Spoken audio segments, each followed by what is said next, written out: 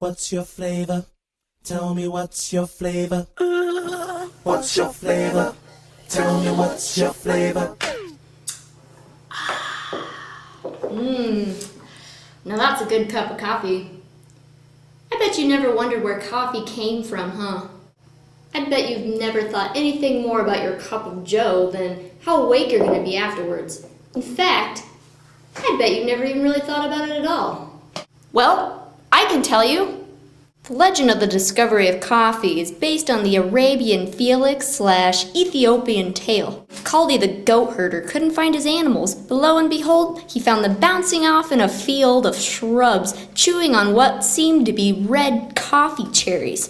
But at the time, he didn't know they were coffee. It's like a case for Mythbusters. Europeans assumed that coffee originally came from Yemen, which is located near the southern tip of the Arabian Peninsula. But botanical evidence shows that it came from Ethiopia, where it still grows wild on the high plateaus today. The region where coffee grows is otherwise known as the Coffee Belt. This lies between the Tropic of Cancer and Capricorn. The three main coffee growing regions include Latin America, Africa and Arabia, and of course, Indonesia. All kinds of different factors affect the flavor of coffee, including landscape, climate, and vegetation. Coffees from different regions can have varying different flavors. Beans from different regions also go through different methods of washing and drying. Let's discuss the wash method. The coffee beans are pulped, removing the flesh from the bean. Sounds gruesome, huh? A layer called mucilage is eventually left on the bean, and after being washed several times, the fermentation process. Other processes include natural, dry, but we're not going to talk about that right now. These different washing methods can yield different unpredictable flavors as well. Coffee beans from certain regions tend to share similar flavors. African beans tend to taste like berry. Latin beans tend to be citrusy. And Indonesian beans are usually spicy. Did you know you can also pair food with your coffee to bring out the certain, what we coffee snobs like to call, flavor notes? Like pairing wine with your meal. Excuse me, sir, can I get some Merlot with my T-bone, please? The roasting of coffee can also alter its flavor. Bolder roasts tend to be roasted more, which gives them more of a bold, smoky flavor. Mild coffees tend to be roasted less, and so they have more of an acidic flavor. Before you brew your perfect cup, there are 10 important things you need to know about coffee beans. Always use clean equipment. Use fresh quality beans. Always use filtered water. Use freshly ground coffee, as it goes bad after 24 hours. Use the correct grind method. Correct amount, 2 tablespoons per every 6 ounces of water.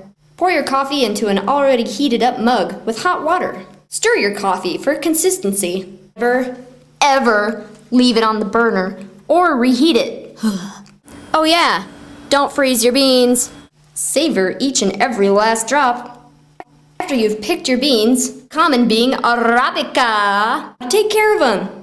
Major coffee enemies are light, air, heat, and water. Do I sound like Captain Planet yet? Make sure you use the right grind. We've got Turkish, espresso, fine, extra fine. The medium grind method is used for your common flat filter and coarse for the French press. Coffee presses are used to get the best result in flavor. First, you must test the aroma of your coffee. That means the smell. To do this, you should cup your hand right over the top of your mug.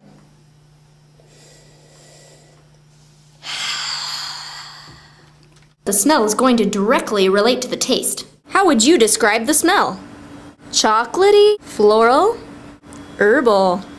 Slurping your coffee, like so.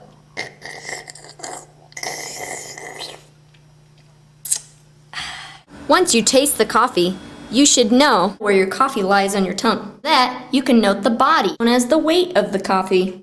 This is how I would compare body. Whole milk versus non-fat milk. When we're talking about the acidity of coffee, we're not actually talking about the pH balance. This coffee tastes like batteries.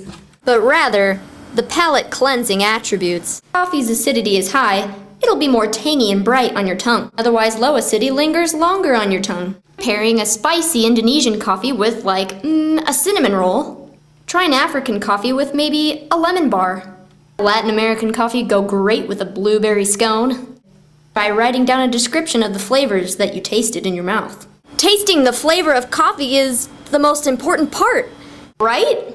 Just fully appreciate that next venti drip you get at your local Cup of Joe coffee shop. It's just to wake you up for yet another miserable day. Yeah, I'd like a Mondo Frappuccino Mocha Latte Espresso Chino.